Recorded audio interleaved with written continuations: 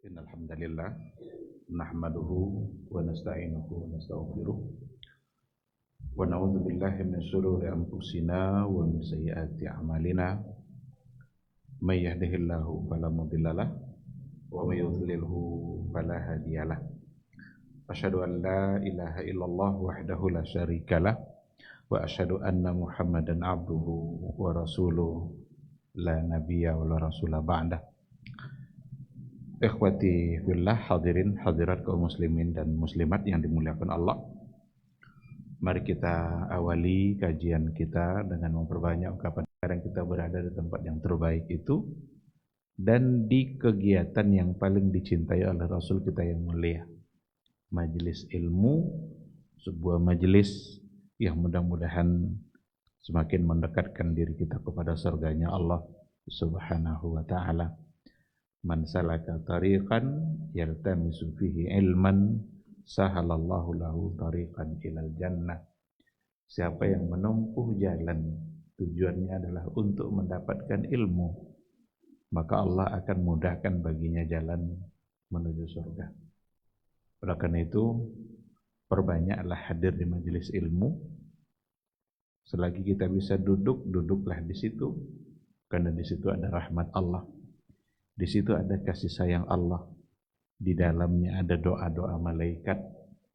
Dan bahkan orang-orang yang di majelis ilmu akan senantiasa dibangga-banggakan oleh Allah di hadapan makhluknya di atas langit sana. Ikhwati fillah, sama-sama kita juga harus banyak-banyak berselawat dan salam untuk Rasul kita yang mulia, Nabi Muhammad sallallahu alaihi wasallam. Allahumma salli ala Muhammad wa ala ali Muhammad.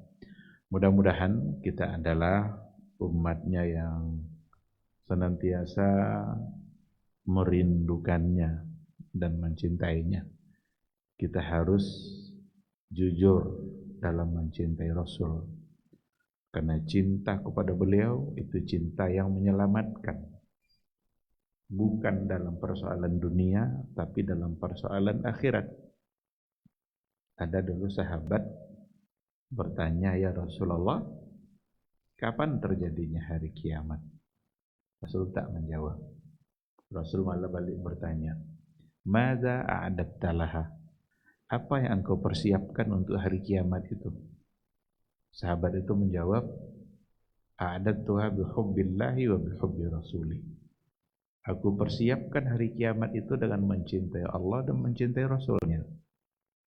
Kalau begitu kata Rasul, anta ma'aman ahbabta. Nanti pada hari kiamat, pada hari mahsyar, engkau bersama dengan orang yang engkau cintai. Jadi sekaranglah saatnya kita menentukan pilihan kita. Nanti kita mau bersama siapa di hari mahsyar. Kalau ingin bersama Nabi, cintai dia.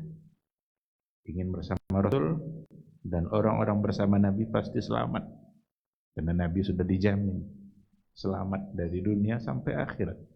Nah, oleh karena itu benar-benar kita harus mampu untuk membuktikan cinta kita kepada beliau. Barangkali ada tantangan, ada hal-hal yang rintangan yang akan kita hadapi, tidak ada persoalan. Karena setiap langkah kita menuju penegakan sunnah Rasul, berat ataupun ringan, semuanya akan menjadi bagian dari kebaikan yang akan menjadi saksi nanti di hari mahsyar kelak. Mudah-mudahan semua kita bisa mendapatkan syafaat di hari mahsyar dan bisa mendapatkan minuman yang akan dituangkan langsung oleh Nabi dari telaganya. Jadi ada hadis kata Rasul, ana faratukum fil haud. Saya nanti tunggu-tunggu kalian di telaga. Saya mendahului kalian. Nabi dulu yang sampai di telaga itu. Setiap ada umat Islam, umat dia yang datang, dikasih minum. Lalu kata Rasul, man syariba minhu lam yazma abadan. Siapa yang kalau seandainya sudah meminumnya, maka dia tidak lagi merasa haus. Hilang rasa hausnya. Begitulah hebatnya minuman dari telaga Nabi kita sallallahu alaihi wasallam. Siapa yang meminumnya, lam yazma abadan, tidak lagi merasa haus. Tapi ada orang yang diusir, datang diusir, yang ngusir malaikat. Suhkan, suhkan, ayo celaka kalian, menjauh. Nabi bilang, kenapa diusir wahai malaikat? Bukankah mereka adalah umatku? Tapi malaikat menjawab, innaka la tadri ma ahdatsu ba'dak. Sungguh engkau tidak mengetahui apa yang telah mereka lakukan sepeninggalmu setelah engkau wafat. Dalam penjelasan hadis itu ada dua kelompok yang diusir. Yang pertama adalah al-murtaddin, orang-orang yang murtad. Murtad berarti meninggalkan agama. Sedangkan yang kedua adalah allazi ahdatsa wa ghayyara dina Rasulillah sallallahu alaihi wasallam. Orang-orang yang mendatangkan perkara-perkara baru dalam agama Nabi. Ketika diberikan alasan itu oleh malaikat, Nabi pun ikut mengusirnya. Bu'dan bu'dan, suhkan suhkan, liman baddala dini. Celaka orang-orang yang telah merubah-rubah agamaku. Nah, mudah-mudahan kita tidak termasuk ke dalam yang diusir itu. Tapi kita berharap semua kita termasuk orang yang mendapatkan minuman itu. Caranya berpegang teguh dengan sunnah Rasulullah sallallahu alaihi wasallam. Ikhwati fillah, ma'asyiral hadirin wal hadirat, rahimani Allah wa iyyakum. Kalau kita bicara sunnah Nabi, nanti tidak dalam persoalan ibadah saja, termasuk hal-hal yang diajarkan oleh Nabi dalam persoalan muamalah. Termasuk diantaranya apa yang akan kita bahas pada malam hari ini sebagai kelanjutan dari apa yang sudah kita bahas pada pertemuan yang sebelumnya. Jadi panduan Nabi bukan hanya dalam persoalan ibadah, tapi juga dalam persoalan muamalah. Ketika Nabi memandu dalam muamalah kita, jangan sampai ada riba katanya. Berarti sunnah dalam muamalah adalah meninggalkan riba. Itu sunnahnya. Nabi yang mengajarkan seperti itu. Nah, inilah yang akan kita coba insyaallah bahas pada malam hari ini. Ikhwati fillah, banyak poin yang akan kita sampaikan, tapi tentu saja sesuai dengan ketersediaan waktu yang ada terkait dengan riba dalam muamalah yang wajib hukumnya untuk kita tinggalkan. Pada pertemuan yang sebelumnya, dalam transaksi kita tidak boleh ada 3 hal. Dalam setiap transaksi kita harus terhindar dari 3 hal. Yang pertama, zulm. Yang kedua, gharar. Yang ketiga, riba. Zulm, gharar, riba.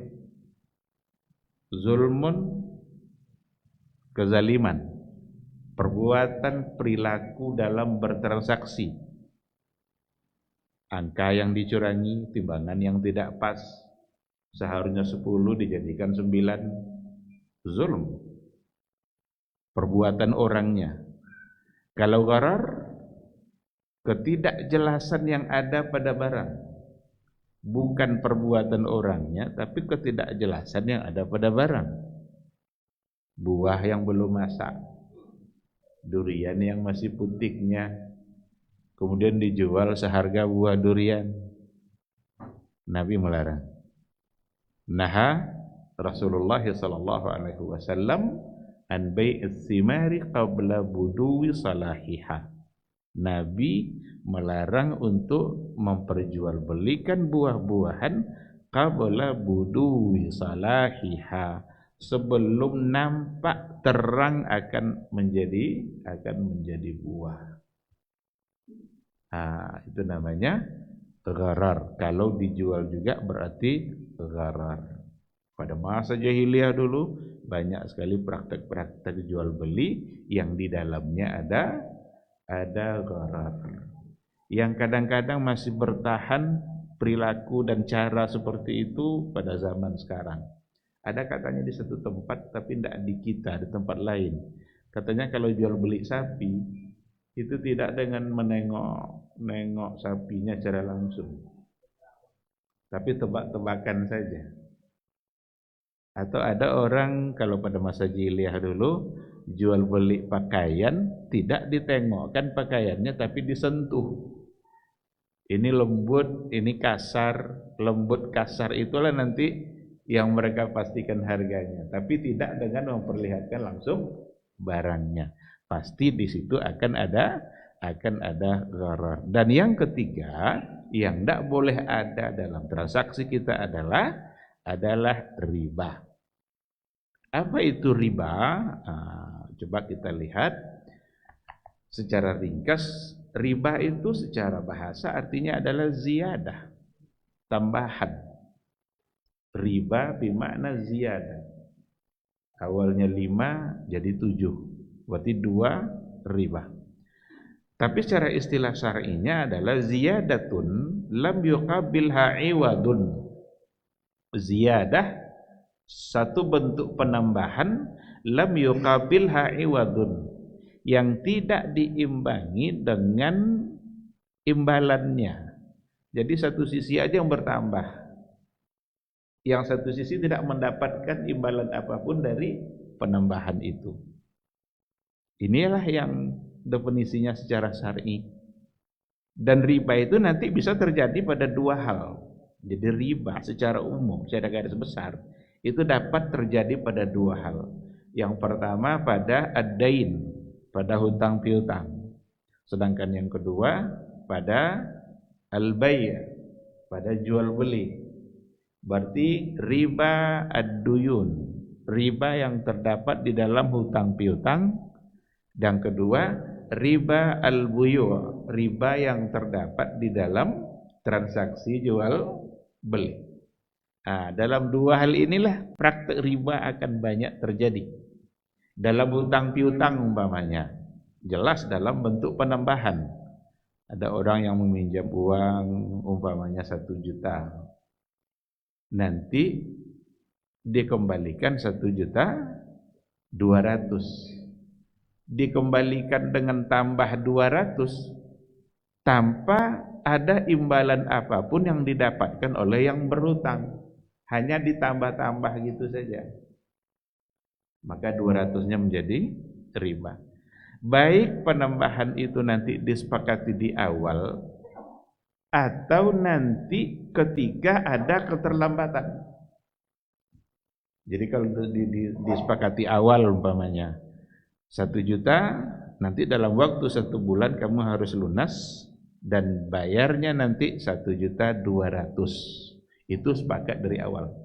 Atau penambahan itu ada disebabkan oleh keterlambatan. Dia janjinya 1 juta, bayar 1 juta juga. Udah sepakat nih 1 juta, bayar 1 juta.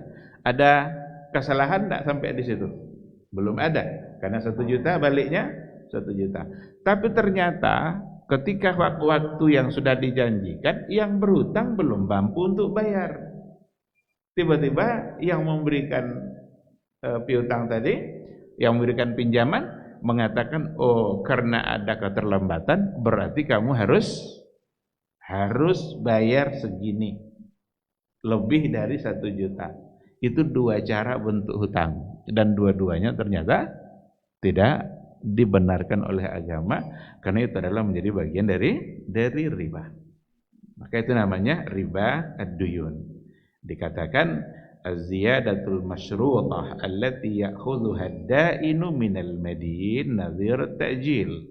Az-ziyadah al-masyruṭah, penambahan yang disyaratkan, tambahan yang disyaratkan, ya'khudhuha ad-da'in minal madin, yang diambil oleh orang yang memberikan pinjaman dari orang yang berhutang. Ada ziyadah. Nah, wa hadzal riba kana muntashiran fil jahiliyah. Riba seperti itulah dulu yang banyak terjadi pada masa pada masa jahiliyah. Maka disebut juga dia dengan riba al-jahiliyah. Yusamma ribal jahiliyah. Bahkan dulu pelaku utamanya adalah Abbas, adalah paman Nabi sendiri. Maka Nabi dalam pidatonya ribal Abbas maudhu. Riba al-Abbas itu maudhu. Harus dihentikan. Tidak boleh lagi ada. Nah itu berarti hukum itu tidak pandang siapa orangnya. Oh ini kan pelakunya kan paman saya nih, tidak perlu diberlakukan hukumnya. Tidak. Nabi ketika menyampaikan sebuah hukum, mau paman dia, mau siapa, yang jelas Allah yang mengharamkan, maka yang pertama yang diharamkan oleh Nabi adalah justru riba pamannya sendiri, riba al-Abbas. Maudhu, kata Rasulullah sallallahu alaihi wasallam. Kalau riba al-buyu' wa yakunu fi tabayu'i ajnasin muhaddadah. Riba itu terjadinya adalah pada transaksi jual beli pada ajnas muhaddadah. Ada jenis-jenis barang yang memang masuk dalam kategori jenis barang ribawi. Barang-barang yang ditimbang, yang diukur pakai timbangan, ada kadarnya. Itu menjadi bagian dari barang yang masuk dalam kategori ribawi, seperti emas, karena dalam hadis Nabi kan mengatakan az-zahabu bil-zahabi, al-fiddatu bil-fiddah, asy-sya'ir bis-sya'ir, al-burru bil-burri, al-milhu bil-milhi, mithlan bimithlin, yadan biyadin. Itu Nabi sedang menggambarkan benda-benda yang masuk dalam kategori benda ribawi. Ada emas, ada perak, dan ada jenis-jenis makanan, ada barang-barang yang kadar diukur pakai timbangan. Karena nanti di timbangan itulah orang yang akan mudah untuk melebihkan dan menguranginya. Nah, yang jelas ribal buyu' tentu saja riba yang terjadi dalam transaksi jual beli. Jual beli ada 3 kemungkinan. Pertama, jual beli barang dengan barang. Itu namanya barter. Barang dijual dengan barang. Kalau seandainya jenisnya sama, maka mesti ukurannya sama. Az-zahabu bil-zahabi, al-fiddatu bil-fiddati. Emas dengan emas, perak dengan perak. Itu tidak boleh berubah. Ini 1 emas baru, ini 2 emas tapi dah lama, dah berkarat-karat, tetap tidak dibolehkan. Karena ini 1, ini 2. At-tamr bit-tamr. Dulu pada masa Nabi ada di antara sahabat yang menukarkan 1 kilo kurma yang bagus dengan 2 kilo kurma yang kurang bagus. Ditukarkan, ambil 1 kilo yang bagus, ditukarkan dengan 2 kilo yang buruk, yang sudah agak-agak rusak. Ditegur sama Nabi. Nabi tidak membolehkan. Diganti caranya oleh Nabi. Jual dulu yang 2 kilo ini, ambil uangnya, lalu kamu beli dengan uang itu kurma yang bagus. Kenapa Nabi larang? Karena sama-sama kurma, sama jenisnya. Kalau berbeda jenis, wa in ikhtalafatil ajnas fabi'u kaifa syi'tum idza kana yadan biyadin. Kalau seandainya jenisnya berbeda, maka boleh dijual dengan timbangan yang berbeda. Fabi'u kaifa syi'tum. Bagaimana kalian mau menjualnya? Itu urusan kalian. Idza kana yadan biyadin, asalkan diterima secara tunai dua-duanya. Ada orang kebanyakan ikan tapi tidak ada beras. Ada orang berasnya banyak tapi ikan tidak ada. Sekarang boleh tidak ditukar 1 kilo beras dengan 2 kilo ikan? Boleh, karena jenisnya berbeda. In ikhtalafatil ajnas, kalau berbeda jenisnya, fabi'u kaifa syi'tum. Jual seperti apa yang kalian inginkan. Tapi dengan syarat ambil ikan, terima beras. Ya dan biyadin. Nah, maka jual beli itu ada barang dengan barang. Ada barang dengan uang. Kalau barang dengan uang ya tidak ada persoalan karena memang uang tidak sama dengan barang.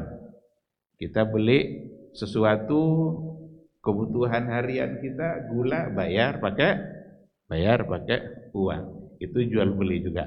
Dan ada nanti jual beli uang dengan uang. Jadi ada barang dengan barang, ada barang dengan uang, ada uang dengan uang. Ada orang punya dolar, ingin beli rupiah. Ada orang punya rupiah, ingin beli ringgit karena dia mau ke Malaysia. Bagaimana caranya? Bolehkah berbeda jumlahnya? Ya pasti berbeda. Yang diharuskan di situ adalah diterima saat tukaran. Ambil rupiah, serahkan dolar. Ambil ringgit, serahkan rupiah. Jangan ringgit diambil pagi, rupiah diserahkan besok. Itu sudah tidak boleh. Kenapa demikian? Karena harga rupiah besok tidak lagi sama dengan harga rupiah hari ini. Nah, jadi kalau untuk uang sama uang boleh berbeda. 100 dolar barangkali sekarang mungkin berapa? 1.600.000 atau 1.500.000. Ini 100, ini 1 jutaan. Tidak apa-apa, ambil. Tapi serahkan dolarnya, ambil rupiah dalam waktu yang bersamaan. Itu yang dimaksud dengan ya dan biyadin. Nah, ikhwati billah, itu gambaran daripada riba al-bay'. Kalau seandainya tidak dalam waktu yang sama, maka berarti di situ akan salah dikarenakan oleh panduan Nabi memang harus diambil pada waktu yang bersamaan. Bagaimana dengan masalah ada jual beli buket namanya itu ya, ada yang isinya uang. Kan ada orang kalau selesai wisuda ada buket dalam bentuk uang itu ya, ada souvenir isinya uang. Dia beli barangkali 500.000, tapi isi di situ tidak sampai. Apa hukumnya? Apakah buket itu semata-mata transaksi jual beli dengan uang itu, atau buket dalam artian di dalamnya ada uang tapi bukan lagi semata-mata uang, bukan ada coklat-coklatnya, ada kadang makanan-makanan ringan, cuma diselipkan di dalamnya ada uang. Kalau tidak murni dalam bentuk uang, ya berarti hukumnya bisa saja tidak sama. Yang harus dihindarkan itu adalah seperti transaksi jual uang pecahan sebelum hari raya. Kan ada orang mau nukar uang 1 juta, mau ditukar dengan ada yang 10.000-nya, ada yang 5.000-nya. Ini nanti mau pulang kampung nih, tidak enak sama ponakan. Uang-uang receh. 1 juta bisa dibeli 1.100.000. Itu haram. Kenapa? Jenisnya sama, rupiah. Ini 1 juta, ini 1.100.000. Itu benar-benar adalah sebagai praktek riba. Dan tentu saja itu merupakan hal yang terlarang karena dia riba. Uang sama-sama rupiah. Gimana kalau rupiah sudah lusuh ditukar dengan yang baru, tapi beda? Tetap tidak boleh. Samalah dengan korma, 1 kilo korma yang bagus ditukar dengan 2 kilo korma yang sudah agak lama, agak rusak-rusak sedikit. Nabi melarang ketika itu. Nah, oleh karena itu riba terdapat dalam 2 hal. Dalam hutang piutang dan dalam transaksi jual beli. Ikhwati fillah, kalau dari segi hukum keharamannya sekira tidak ada yang meragukan. Dan kalau ada orang yang meragukan keharaman riba, dia meragukan sesuatu yang qat'i yang ada dalam Al-Qur'anul Karim. Karena terang sekali keharaman Al-Qur'an, baik dari hadis ataupun dari Al-Qur'anul Karim. Dalam ayat dikatakan Wa ahallallahu al-bai'a wa harrama riba. Allah menghalalkan jual beli dan mengharamkan riba. Allah yang menghalalkannya, Allah yang mengharamkan riba. Berarti ini hukum Allah yang wajib untuk kita taati. Karena dia yang langsung mengharamkannya. Dalam hadis jelas, banyak sekali. Ada ancaman-ancaman yang begitu besar. Bahkan sama dengan berzina dengan ibu kandungnya sendiri. Ada juga hadis Nabi yang mengatakan la'ana Rasulullah sallallahu alaihi wasallam akilar riba wa mukilahu wa syahidaihi wa katiba. Yang mendapatkan dosanya ternyata bukan hanya yang memakannya saja. Orang yang mewakili transaksinya sebagai saksi, katibahu, notulennya sebagai pencatatnya, penulisnya. Seandainya riba itu akadnya dibawa kepada notaris, Pak notarisnya kena sama dosa. Wa katibahu, katib itu yang menulis. Hum sawa. Itu kata Nabi. Hum sawa. Semua mereka itu sama. Sama dalam mendapatkan dosanya. Nah, jadi Al-Quran, hadis terang sekali mengharamkan. Bahkan dikatakan juga bahwa keharaman riba itu sabit fi syar'i man qablana minal umami. Juga sudah sabit, sudah tetap, sudah ada pada masa umat-umat terdahulu. Pada masa Nabi Musa, pada masa Nabi Isa, itu sudah ada keharaman yang namanya riba. Satu ayat yang ternyata ayat ini hubungannya dengan Nabi Musa.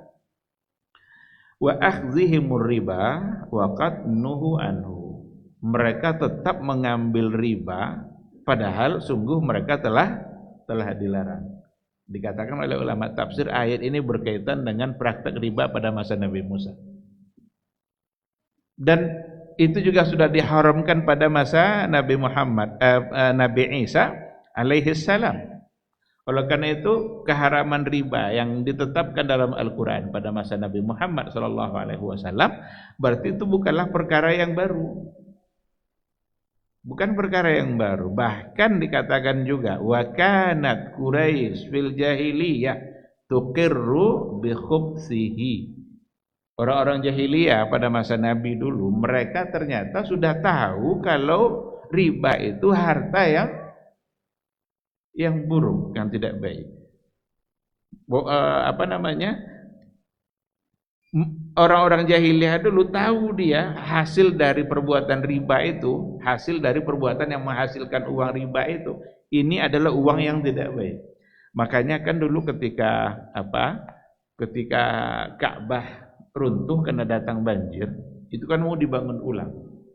Kenapa tidak dibangun ulang seperti semula? Karena semula Hijr Ismail itu dalam Ka'bah. Ketika dibangun ulang, mereka tidak cukup uang.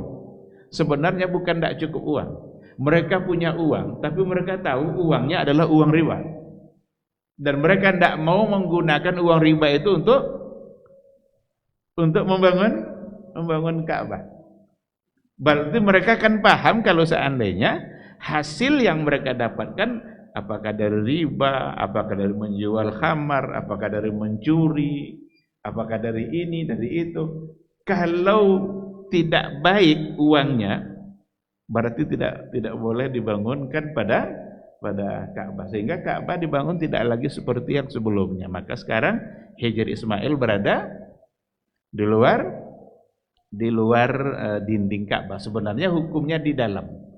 Makanya tawaf tidak boleh kalau tidak melewati Hijr Ismail. Seandainya ada orang tawaf melintas dia, kan ada sela yang bisa kita lewati, situ tidak melewati Hijr Ismail, berarti tawafnya tidak sah karena dia tidak tawaf sepenuh Ka'bah. Dia tawaf hanya setengah Ka'bah. Jadi ikhwati fillah, begitulah keharaman dari riba ternyata sudah ada mulai dari masa terdahulu pada masa nabi-nabi sebelumnya. Bahkan orang-orang jahiliyah pun mengerti akan keburukan uang yang kalau seandainya datang dari hasil riba.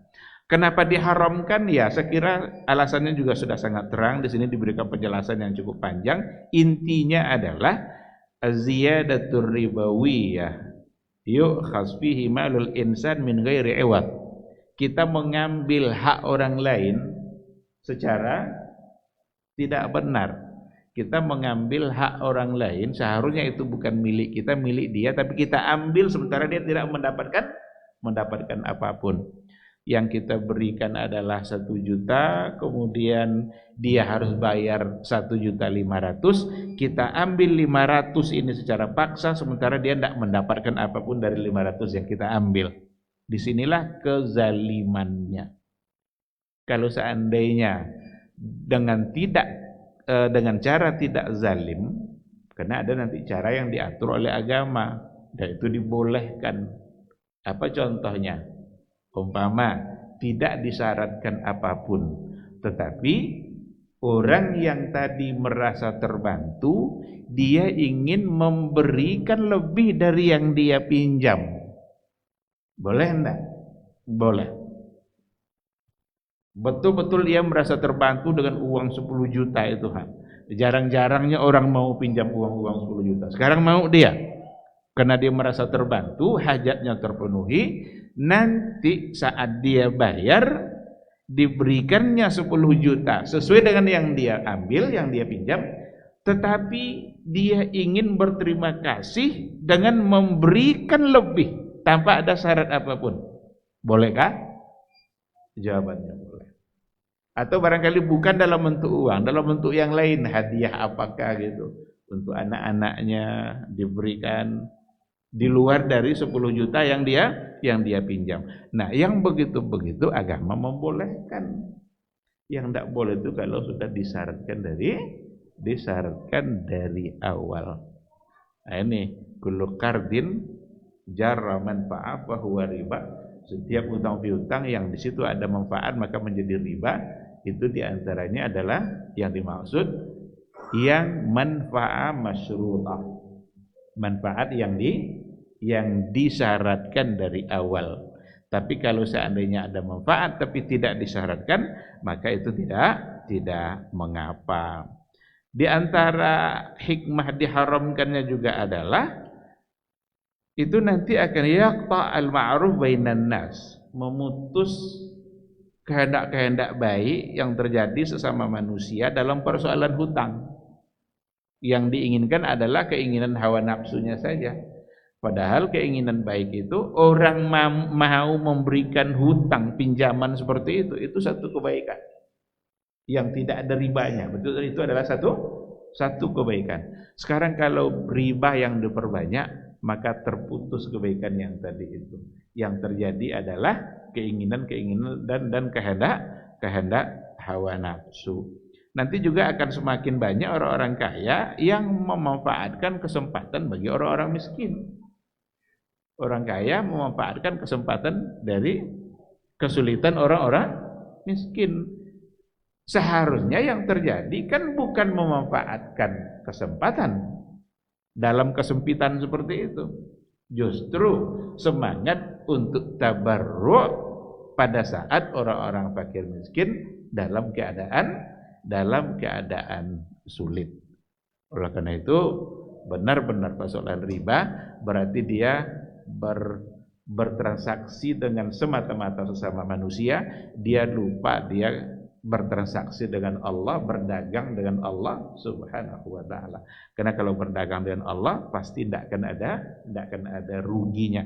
Tapi kalau seandainya berdagang dengan sesama manusia, untung pun kita, jangan-jangan kita sedang merugi. Maka riba itu mungkin kita menganggap kita beruntung, tapi sesungguhnya itu adalah kerugian yang besar. Dilihat dari sisi apa yang akan dia dapatkan, ancaman-ancaman dari Allah Subhanahu wa taala. Ikhwati fillah, ma'asyiral hadirin wal hadirat, rahimani Allahu wa iyyakum. Di sini juga dibahas tentang syubhat haular riba.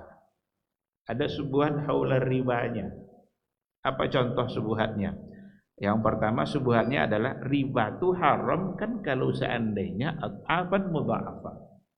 Nah, kalau berlebih-lebihan. Karena ayat bunyinya la ta'kulur riba ad'afan mudha'afah. Janganlah kalian memakan riba ad'afan mudha'afah. Berlebih-lebih. Kalau sikit-sikit aja riba.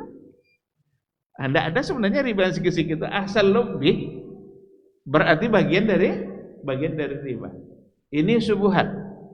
Dan ayat yang tadi itu bukanlah menyatakan bahwa riba itu diharamkan hanyalah kalau seandainya keuntungan itu berlipat ganda.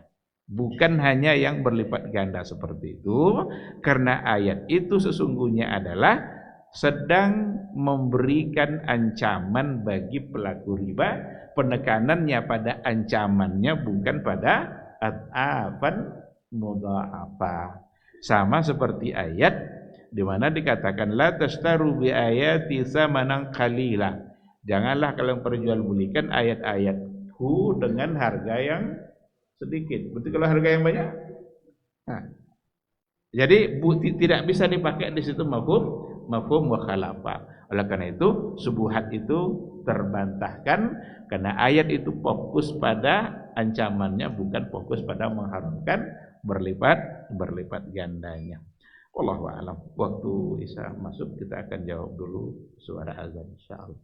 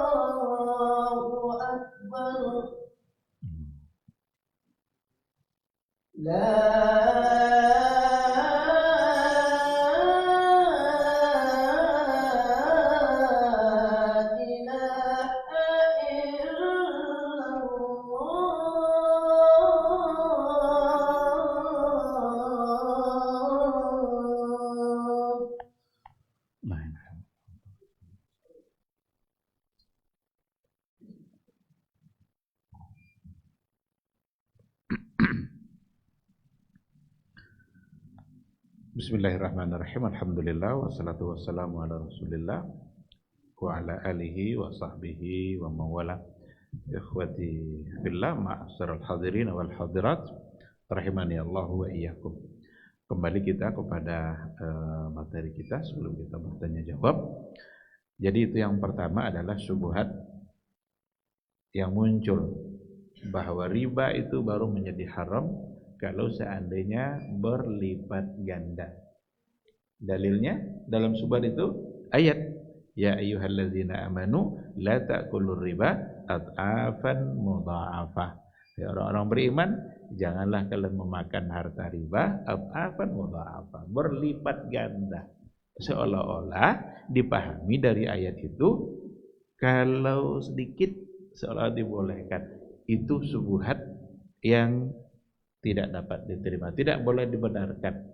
Karena ayat itu bukanlah sebagai mafhum mukhalafah yang kalau tidak berlipat ganda lalu ribanya menjadi dibolehkan. Tidak. Itu semata-mata larangan karena kebiasaan orang dulu memang berlipat ganda. Praktek-praktek yang terjadi pada masa jahiliyah dulu yang dilakukan oleh kaum musyrikin itu memang adalah ad'afan mudha'afah. Jadi Allah ingin mencela perbuatan mereka itu. Bukan perbuatan ad'afannya itu, tapi perbuatan ribanya. Jadi kalau dianalogikan seperti yang tadi, janganlah kalian memperjualbelikan ayatku dengan harga yang sedikit. Nah, bukanlah berarti boleh kalau harganya banyak, harganya besar. Tidak dapat diterima. Oleh karena itu, riba meskipun sedikit maka tetap adalah haram. Karena dalam ayat secara terang Allah mengatakan, ya ayyuhalladzina amanu taqullaha wa dharu ma baqiya minar riba. Wa dharu ma baqiya. Tinggalkan apa yang tersisa. Yang tersisa biasanya lebih sedikit daripada yang sebelumnya. Maka ayat itu adalah secara tuntas dalam persoalan riba, sedikit ataupun banyak tetap dilarang. Subhat yang kedua adalah ada subhat juga tahrimur riba alal qurudil istilahiyah. Riba yang diharamkan itu kalau hutang piutang yang sifatnya konsumtif. Kalau sifatnya produktif katanya tidak apa-apa. Nah, ini juga tidak bisa dibenarkan. Konsumtif itu maksudnya dia minjam untuk beli makanan, dia minjam untuk beli kebutuhan harian, itu konsumtif namanya. Kalau produktif, pinjam untuk modal. Nanti dia akan menghasilkan. Karena dia menghasilkan, wajarlah kita minta ribanya. Ini. Kalau ingin mendapatkan keuntungan dari yang diberikan, maka sifatnya jangan pinjaman. Tapi bisa dengan akad yang lain. Islam sudah mengajar. Ada musyarakah, ada bagi hasil. Kita bisa pakai sistem mudharabah umpamanya. Kita yang atau murabahah, kita yang membiayainya, kemudian kita mendapatkan keuntungan. Ada orang mau beli laptop, harga laptopnya 5 juta. Dia tidak punya uang. Sekarang dia pinjam uang 5 juta, dikembalikan 6 juta. Lalu dia beli laptop, maka riba 1 juta. Agar menjadi syar'i, robah akadnya. Umpamanya murabahah. Tetap juga, saya yang punya uang 5 juta, saya beli laptop yang dia inginkan seharga 5 juta, lalu saya jual ke dia, dan saya ingin dapat untung 1 juta dari 5 juta yang tadi itu. Saya jual ke dia 6 juta, angsurlah ke saya. Nanti saya dapat 1 juta. Itu halal. Itu namanya murabahah. Dan itu dibolehkan. Maka ada konsep musyarakah dalam kajian ekonomi syariah, itulah solusi untuk hal-hal yang sifatnya muamalah kita agar tidak terjadi riba. Oleh karena itu, kalau tetap saja dalam bentuk pinjam lalu bayar lebih, mau itu sifatnya konsumtif atau produktif, maka tetap diharamkan.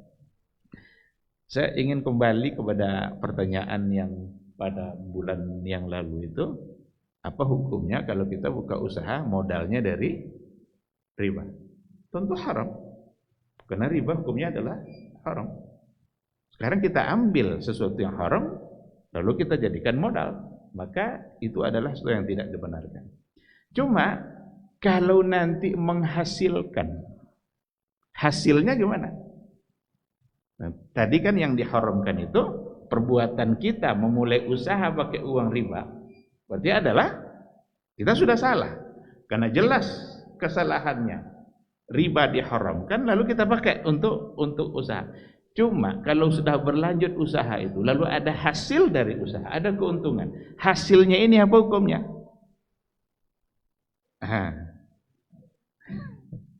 Di sini memang ada perselisihan di kalangan para ulama.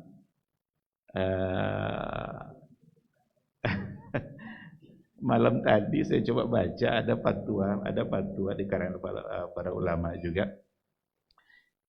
Memang terjadi perbedaan dari Syafi'iyah, kalangan Syafi'iyah dan Malikiyah itu cenderung untuk mengatakan hasilnya boleh kalau digunakan untuk usaha jual beli yang halal. Cuma kerja dia awal tadi adalah haram. Dan ada yang tetap mengharamkan. Ada yang tetap mengharamkan. Kalau babi melahirkan kambing, halal kambing itu kan?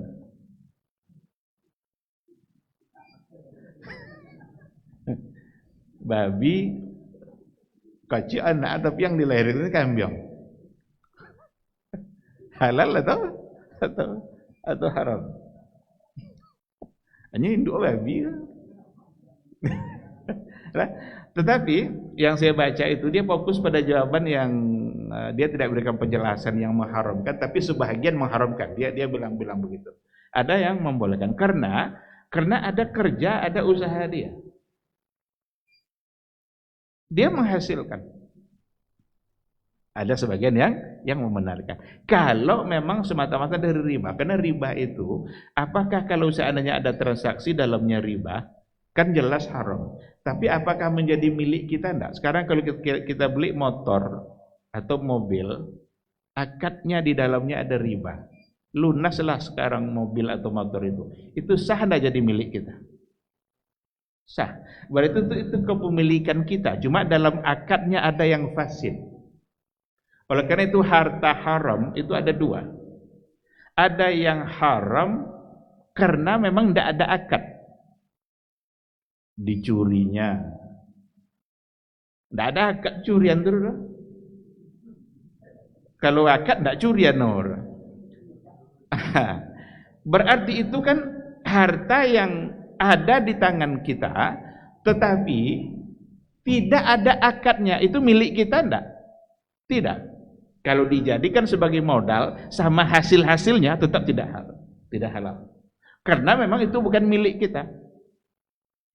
Jadi akadnya tidak ada. Itu haram yang pertama. Tapi ada yang kedua, harta yang haram ada akadnya, itu milik kita, cuma akdun fasid. Akadnya itu yang rusak. Dalam akadnya ada riba. Tetapi itu ada akad. Memang jadi milik kita dia, cuma ada fasidnya, ada fasadnya, ada kerusakannya. Riba itulah kerusakannya. Sehingga kita berdosa untuk melakukannya. Cuma jadi milik kita enggak kira-kira? Nah, jadi milik kita. Nah, dari sisi inilah yang membolehkan, bukan membolehkan untuk melakukan itu. Hasil dari usaha tadi itu sebahagian tetap mengatakan halal, tapi sebagian lain bertahan lebih mengedepankan kehati-hatiannya. Sehingga dia tetap untuk mengharamkan.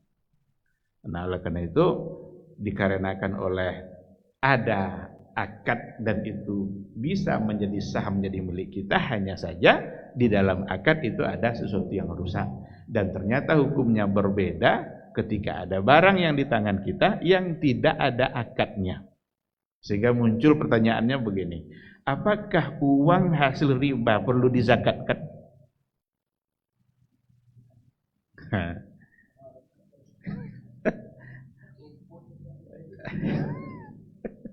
Tapi itu dibahas oleh para ulama. Kalau hasil curian, jelas ini. Karena uang hasil curian, kembalikan kepada pemiliknya. Karena nggak ada akad sama sekali. Tapi kalau riba ada akadnya. Nah, ada buku Al-Masail Al-Mu'asirah fi bab zakah itu ditulis oleh Dr. Mas'ud Al-Anqari kalau nggak salah. Beliau cenderung untuk mengatakan karena itu milik dia itu ya akad riba tadi. Lalu sekarang ia ingin mengeluarkan zakat uang karena di rekeningnya ada uang yang mau dibayarkan zakatnya. Ada sebahagian darinya uang yang di situ riba, ikutkan untuk dibayar zakat. Itu kata dia. Karena milik dia. Zakat itu milkun secara tam, secara sempurna. Dan itu berbeda dengan hasil curian. Hasil curian bukanlah milik dia. Dia berdosa dan harus mengembalikannya. Baik, balik kita kepada syubhat tadi. Berarti keharaman riba tidak hanya pada yang sifatnya konsumtif saja, tapi termasuk pada hutang piutang yang di dalamnya ada yang sifatnya produktif sebagai modal sebagai ini tetap hukumnya diharamkan. Bukan berarti nanti kalau untuk modal dia kan dapat untung. Masa dapat untung kita tidak boleh ambil sedikit? Kalau atas nama pinjaman tetap hukumnya riba dan haram. Maka kalau ingin mendapatkan keuntungan yang halal, rubah akadnya, jangan pinjaman. Selagi bahasanya pinjaman, maka tetap adalah menjadi riba. Oleh karena itu dalam bank-bank syariah tidak ada istilah pinjaman. Yang ada adalah pembiayaan. Pembiayaan. Dia yang membiayai, lalu dia mengambil jasa dari kita atas pembiayaan. Apakah murabahah, apakah mudharabah dan lain sebagainya, itu tergantung akad yang menjadi pilihan. Baik, ikhwati fillah ma'asyiral hadirin wal hadirat rahimani Allah wa iyyakum. Belum banyak yang kita bahas, sementara waktu sudah. Saya sebenarnya ingin menyampaikan beberapa masalah ini ya. Salah satu contoh masalah ini sebelum bertanya. Al-bai'u li ajalin ma'aziyadatis saman.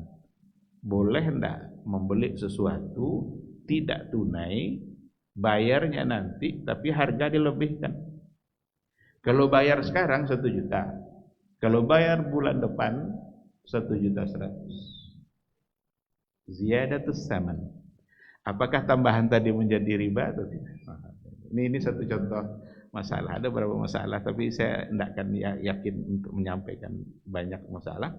Cukup satu ini saja.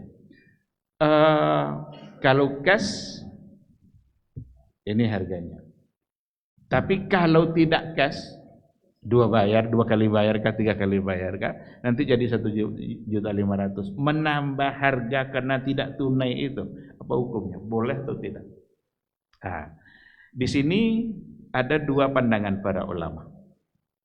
Yang pertama, yajuzu al-bai'u li ajalin bila ziyadah fi tsaman. Ini hukum ijma'nya dulu. Boleh untuk memperjualbelikan dengan harga boleh kita memperjualbelikan barang dengan tidak tunai dengan cara tidak menambah harga. Itu sepakat.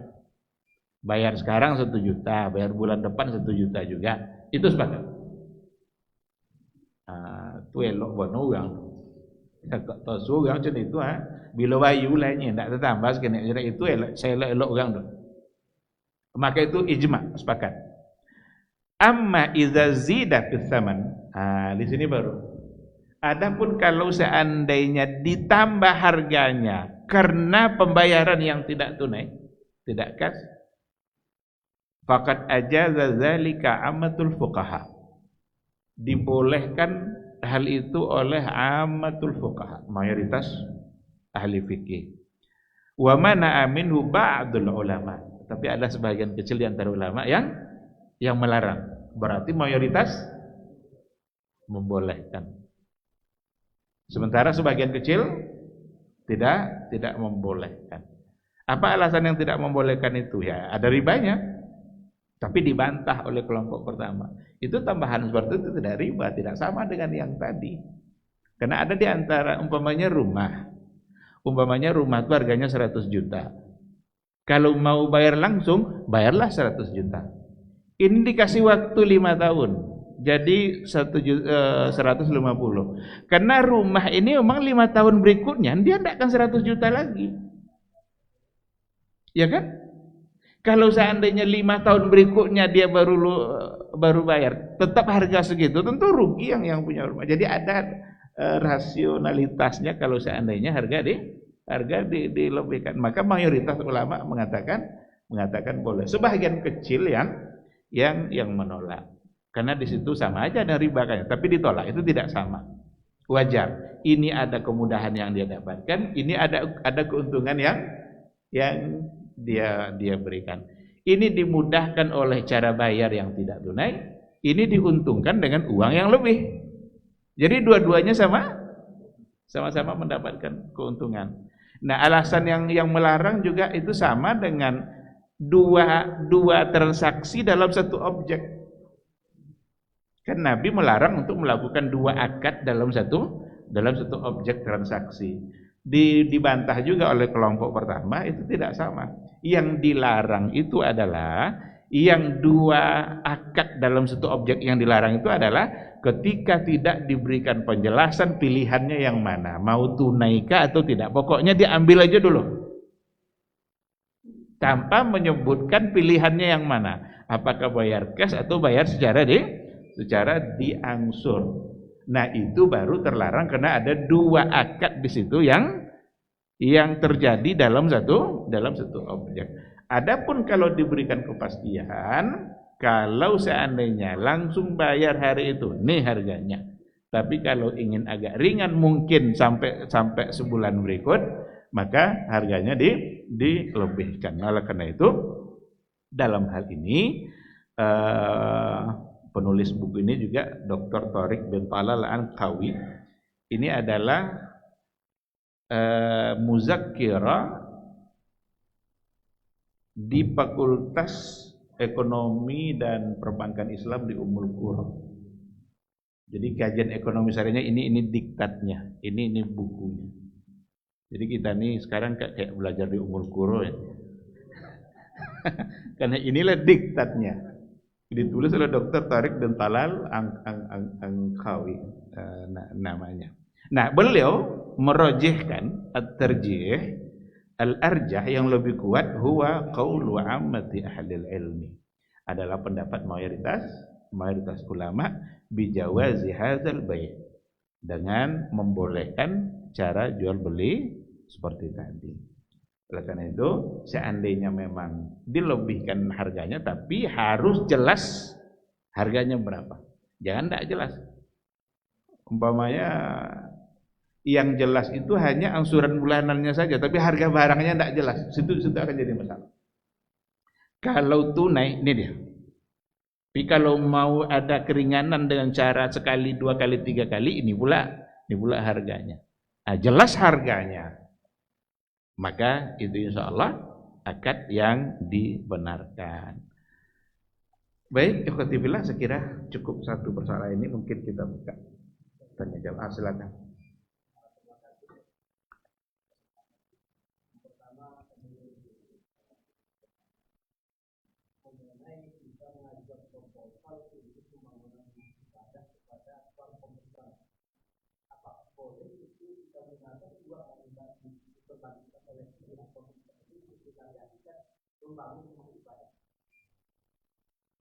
Yang kedua, kalau kita ingin kita mengadakan istilah biasa. Artinya, kalau ada seseorang itu mengadakan sebidang tanah yang isinya adalah tanaman produktif, kemudian ini belum bisa dibayar, belum bisa disebut oleh si pembeli, karena ini sudah ada akad itu hanya salaman. Ini saya gadaikan karena itu tidak parah dan tidak bikin ini, kemudian diberikan pinjaman oleh yang peminjam tadi. Nah, bolehkah saya selaku yang menerima gadai itu memanfaatkan hasil daripada tanah itu? Artinya tanaman, rumah atau yang ada di dalam itu. Terima kasih. Ya. Baik, ada dua pertanyaan. Pertama tentang mengajukan proposal ke bank-bank konvensional. Saya hanya ingin mengajak kita untuk lebih berhati-hati. Jangan kalah pula kita sama orang jahiliyah. Orang jahiliyah tidak mau dia bangun Ka'bah kalau seandainya itu dari uang.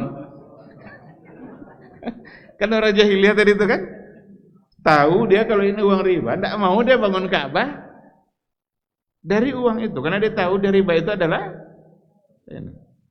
Cuma kalau kita ajukan proposal, apakah semata-mata yang akan kita dapat adalah dari uang riba atau dari kegiatan yang lain yang di situ tidak riba? Karena bisa saja ada produk-produk dari bank konvensional karena tidak semuanya dalam bentuk riba. Kalau nyata umpamanya, ya kita harus lebih berhati-hati. Lebih berhati-hati karena kita meminta sesuatu yang kita tahu itu adalah tidak halal karena dia adalah riba. Dan itu beda nanti ketika ada orang yang mengajukan memberikan sumbangan ke kita tanpa kita tanya-tanya, ini uang riba nih atau enggak? Ada orang mau nyumbang, kita maunya 5 juta. Uang itu sebenarnya adalah uang mungkin riba, mungkin tidak. Perlu enggak kita tanya? Enggak perlu kita tanya. Dosanya untuk dia. Tapi kalau yang seperti tadi, kita yang mengajukan untuk mendapatkan sesuatu yang kita tahu itu adalah dari riba. Ya, wallahu a'lam, saya hanya ingin mengajak kita untuk lebih berhati-hati. Karena apalagi masjid kita ingin di situ ada keberkahan. Kita menginginkan di situ yang ada adalah keberkahan demi keberkahan. Oleh karena itu perlu juga lah kita untuk memastikan jangan pula kita yang memancing-mancing datangnya uang. Tapi kalau datang tidak perlu kita tanya. Setiap orang nyumbang kalau tanya kacau juga itu nanti. Asal ada orang nyumbang tanya dulu halal atau enggak. Kan tidak mungkin kita tanya kan. Nah itu untuk yang pertama. Sedangkan untuk yang kedua, kita tidak boleh memanfaatkannya. Sekarang kita berutang memberikan pinjaman 5 juta. Digadaikannya kebun durian. Durian tengah lobek loh. Uang 5 juta sudah diambilnya. Kebun dalam gadaian kita. Jangan kita ambil buah durian itu. Karena kalau seandainya durian untuk kita jual, kita inikan, jangan-jangan harganya sudah 2.500.000. Seharusnya hutang sudah terangsur separuh. Iko hutang tak tahan susah kena jujur awak lama-lama makan durian. Oleh karena itu tidak boleh memanfaatkan gadai. Nanti ketika dia tidak bisa bayar, barulah tanah menjadi milik kita. Bahkan bukan milik kita. Disepakati dulu itu, dijual tanah ini, ternyata harga tanah 10 juta. Untuk kita 5 juta, untuk dia 5 juta. Jadi jangan dikira nanti apa yang digadaikan tuh lalu semata-mata langsung untuk menjadi kita manfaatkan dan semaunya kita untuk menggunakan. Jangan-jangan apa yang dihasilkan ternyata sudah bisa menutupi hutangnya. Tapi ternyata hutangnya tak terangsur sedikit pun, sementara buah yang dia punya habis kita ambil, kita jualkah, kita makankah, untuk apapun manfaatnya oleh pribadi kita, maka tidak dibolehkan. Dan banyak terjadi hal yang seperti itu, tapi agama tidak membolehkan memanfaatkan seperti itu. Wallahu subhanahu wa ta'ala. Nah, kalau sudah terlanjur terjadi, tinggal bertobat, beristighfar, banyak-banyak beristighfar kepada Allah Subhanahu wa taala. Hah? Kasih hadiah. Oh, yang bertanya kasih hadiah. Ini habis waktu nanti pada bertanya semua. Ada hadiahnya, Pak?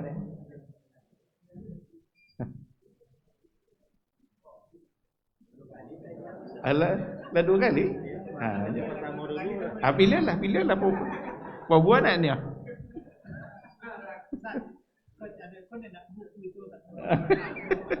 Silakan. Buat rukun tauhid itu penting. Rukun tauhid. Nanti untuk ibu-ibu. Masya Allah. Barakallahu fikum. Ayo, barakallahu. Silakan. Masalah hasil ibadah kan ada yang membolehkan, ada yang tidak membolehkan. Berarti sudah jalan itu tidak masalah kita memakan ini. Jangan disalahpahami.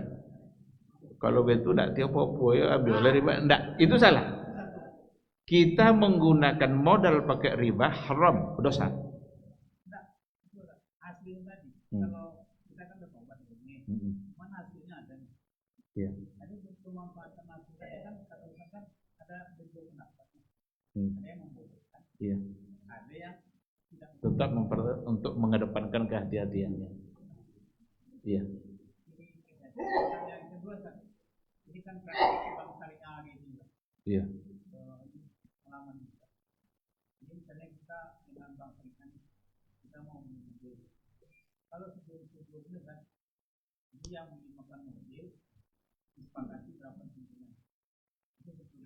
Cuman terakhir pergeseran kan, yang dia kasih kan mobil tapi beli.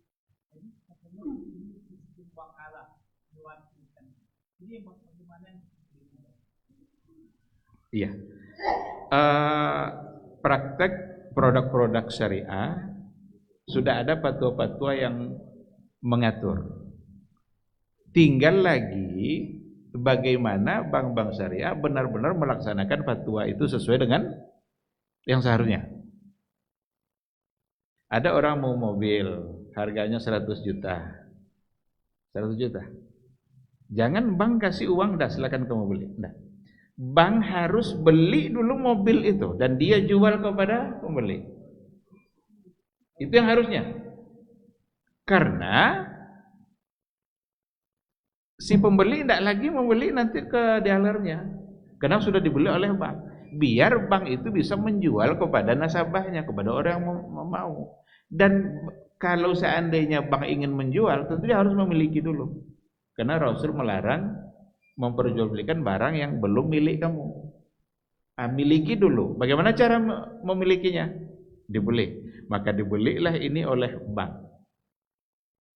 Transaksinya, akadnya, umpamanya dipastikan dulu ini mobil harganya segini, nanti ditelepon oleh pihak bank dealernya. Berarti sudah akad dia dengan orang yang tadi itu, sudah ditransfer, baru dia bisa menjual. Cuma bank kadang beralasan, bank kan tidak punya gudang, tidak ada tempat di mana mereka untuk meminjam, untuk menyimpan barang. Karena tidak punya gudang, maka diwakilkanlah nasabah untuk membeli. Di sini yang sebahagian masih dipertanyakan di situ. Kalaupun diwakilkan untuk mengambil, silakan. Tapi bukan diwakilkan untuk berakad. Kalau diwakilkan untuk berakad, akhirnya kita juga yang akad, sama saja. Dia harus bank yang akadnya kemudian dia menjual kepada nasabah. Dari sisi ini memang yang sedikit banyak mengambil hilah. Hilah itu innamal a'malu binniyat. Itu yang dijadikan alasan dalam persoalan hilah dalam jual beli. Kalau seandainya ada sesuatu yang ternyata prakteknya tetap saja riba dengan hilah, maka tidak boleh. Maka bai'ul inah, jual beli juga namanya inah itu, tapi tidak dibolehkan karena sama saja dengan riba. Bai'ul inah itu contohnya Saya punya duit, saya perlu duit 1 juta. Saya tidak pinjam uang 1 juta, lalu dibayar lebih. Tapi saya jual HP saya 1 juta. Nah nih, ambil uang 1 juta. Kemudian pada saat itu juga saya beli kembali HP itu 1.200.000 secara angsur. Itu bai'ul aina. Paham contohnya ini? Saya ulangi lagi. Saya perlu uang 1 juta. Kalau saya pinjam 1 juta lalu kembalikan 1,2, maka riba. Sekarang dipraktekkan bai'ul aina. Nah, gini bai'ul aina itu. Saya punya HP, saya jual HP saya 1 juta kepada si A. Tolong beli HP saya 1 juta. Ya, ini uangnya 1 juta. Setelah itu saya beli kembali HP itu 1.200.000, tapi berangsur, sebulan, 2 bulan, 3 bulan. Itu riba. Karena jual beli tadi hanya akal-akalan saja. Itu namanya hilah. Hilah seperti itu haram. Itu tidak dibolehkan. Itu tidak menghalalkan. Sama aja pinjam 1 juta bayar 1.200.000. Walaupun ini HP saya jual, saya beli kembali juga saat itu 1,2, tapi dengan angsuran. Nah, jadi oleh karena itu yang tadi itu hilah seperti tadi itu yang sedikit agak perlu diluruskan. Karena kalau ingin benar-benar pakai sistem murabahah, maka kita menjual sesuatu yang sudah kita miliki. Dan boleh kita ambil untung. Berapa modal kita mau ambil berapa persen itu boleh.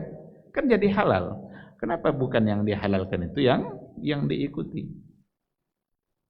Bertahan dengan yang meragukan tadi. Nah, jadi saya kira seperti itu. Wallahu a'lam. Bagaimanapun bank-bank syariah itu juhudnya sudah banyak, harus kita berikan apresiasi, tapi banyak hal-hal yang masih perlu untuk diperbaiki. Ada juga yang tidak menghargai, tidak ada tuh sama aja konvensional sama riba. Bedanya cuma bismillahirrahmanirrahim yang ada di kertas. Ada yang bilang gitu. Kan akadnya kan ada bismillah kan? Itu aja katanya bedanya. Tapi gampang juga jawabannya itu. Kalau sembelihan ayam tidak ada bismillahnya, halal atau enggak? Sembelih ayam tidak ada bismillahnya. Kalau ada bismillah, berarti bismillah tadi itu untuk menghalalkan.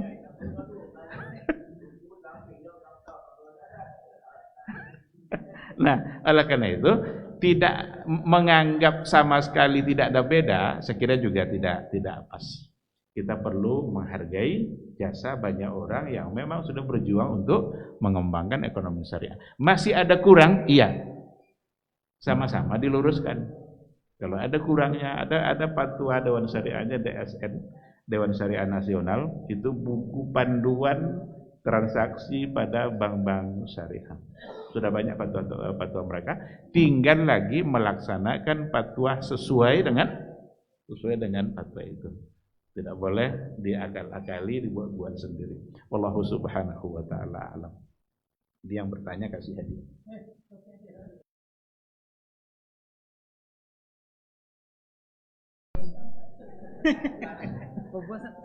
Ambil aja lah.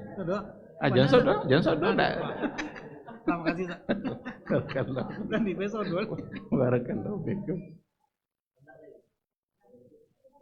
Salat itu tuh yang paling ketujuh dia. Kalau perlu jangan ada pertanyaan. Iya. Baik, saya kira kita cukupkan sampai di sini kajian kita. Mudah-mudahan apa yang kita sampaikan dapat kita pahami. Yang benar itu semata-mata bimbingan dari Allah. Tapi kalau ada yang salah, ada yang keliru, itu karena kelemahan dan kebodohan. Saya sendiri mohon untuk dimaafkan. Terima kasih. Subhanakallahumma bihamdika asyhadu an la ilaha illa anta astaghfiruka wa atubu ilaik. Wassalamualaikum warahmatullahi wabarakatuh.